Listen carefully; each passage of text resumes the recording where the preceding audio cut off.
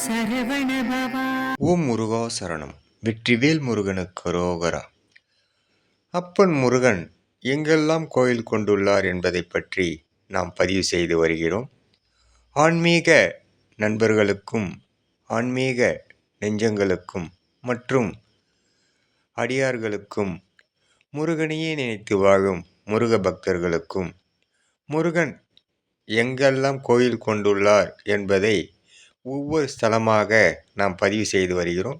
இப்பொழுது முருகப்பெருமான் கோயில் கொண்டுள்ள செஞ்சேரி மலை எங்கு உள்ளது, எப்படி அவர் ஸ்தலம் அமைத்து அருள்பாலிக்கின்றார் என்பதை நாம் இப்பொழுது பார்க்கலாம்.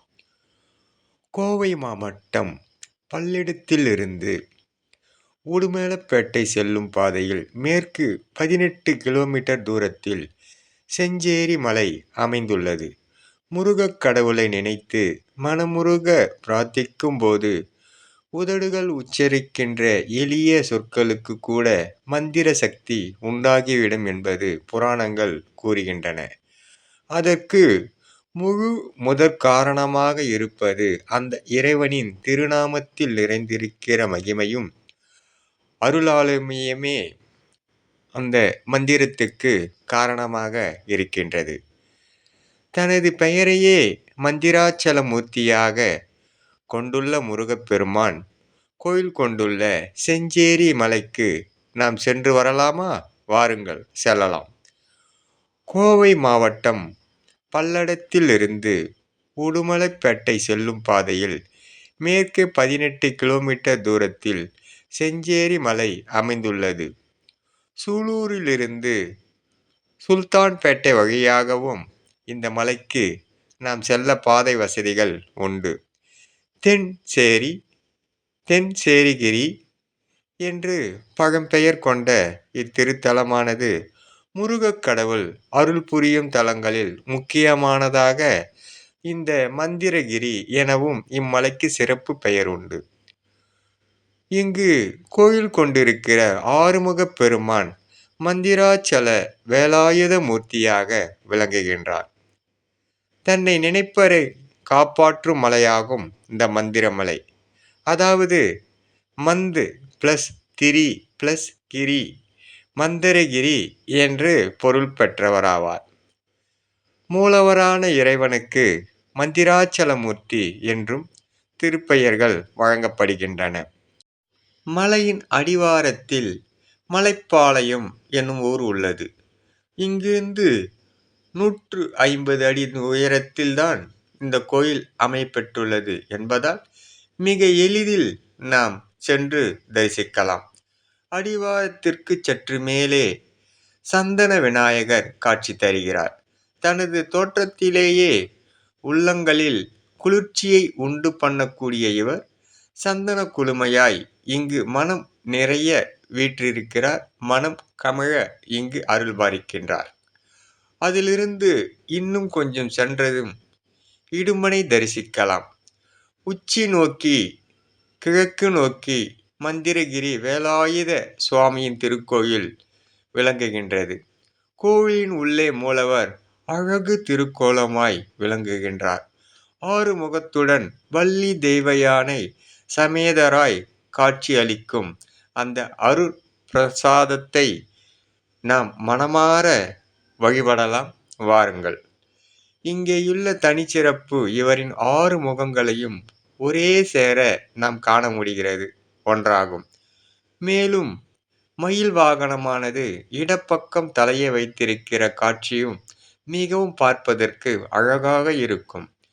தமிழ்நாட்டில் உள்ள முருகப்பெருமான் திருத்தலங்களில் சிலவற்றில் மட்டுமே இந்த தனித்துவத்தை நாம் காண இயலும். விண்ணில் மேகங்கள் குவிந்தால் மயில் தோகையை விரித்து ஆடுவது போல் எண்ணமெல்லாம் நம் மனதில் அப்படி ஆடும். இந்த ஸ்தலத்தில் போய் முருகனை பார்க்கும்போது இந்த இறைவனின் திருமேனியில் குவிந்து விடுகிறது நமது உள்ளமும் நமது எண்ணங்களும். வண்ண மயிலாக எழுந்து ஆடுகிற இடது பக்க கரத்தில் சேவற்கொடிக்கு பதிலாக சேவலையே கொண்டுள்ளார் இந்த செஞ்சேரி மலை இறைவன். அருணகிரிநாதரின் பக்தியுள்ளம் இந்த எழிற்கோலத்தைக் கண்டு பரவசமடைந்தார் அருணகிரிநாதர்.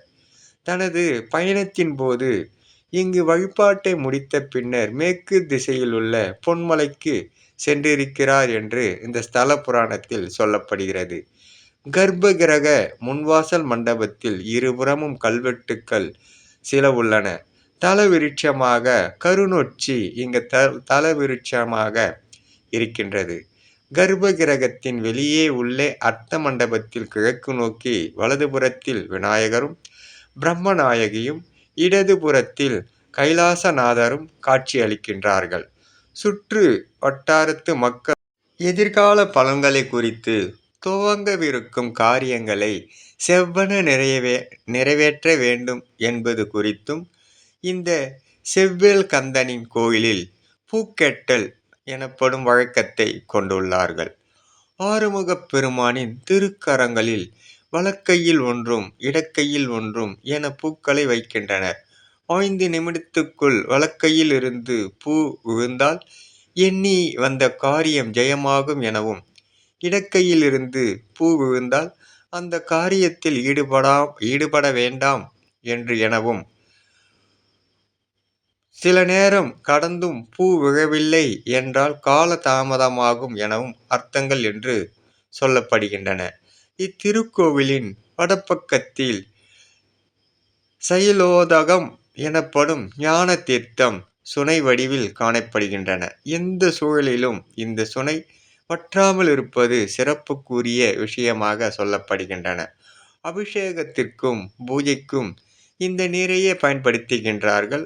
அந்த கோவிலில் தினமும் 4 கால பூஜைகளும், வைகாசி விசாகம், ஐப்பசி கந்த சஷ்டி விழா, தைப்பூசம், பங்குனி உத்திரம் போன்ற சமயங்களில் சிறப்பு பூஜைகளும் விழாக்களும் இங்கு நிகழ்கின்றன. தை மாதத்தில் நடக்கும் பிரம்ம உற்சவமும் தேர் திருவிழாவும் மிகுதியான பக்தர்களை இங்கு வரவழைக்கின்றன.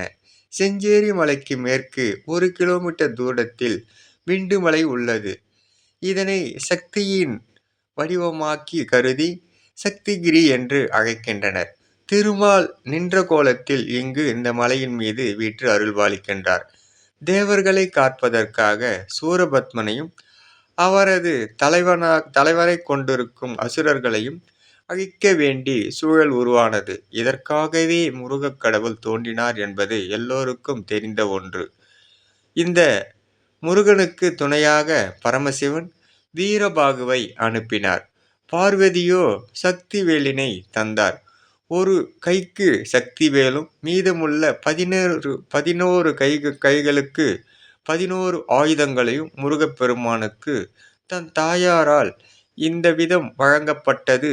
பிறகு சூரபத்மனின் மாய சக்திகளிலிருந்து மீண்டு வர மந்திர உபதேசம் செய்து வைக்கப்பட்டது.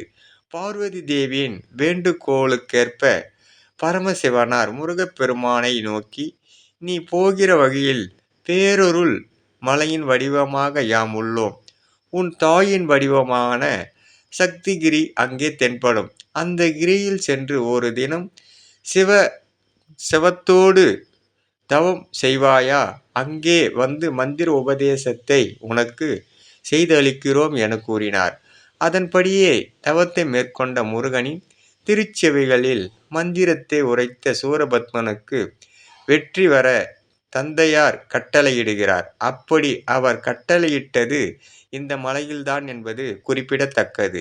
அதன் பொருட்டே இந்த மலை மந்திராச்சலம் என பெயர் பெற்றது. இந்த மலையின் குகையில் யோக நிலையில் போகர் சில காலம் இருந்தார் என்று சொல்லப்படுகின்றன.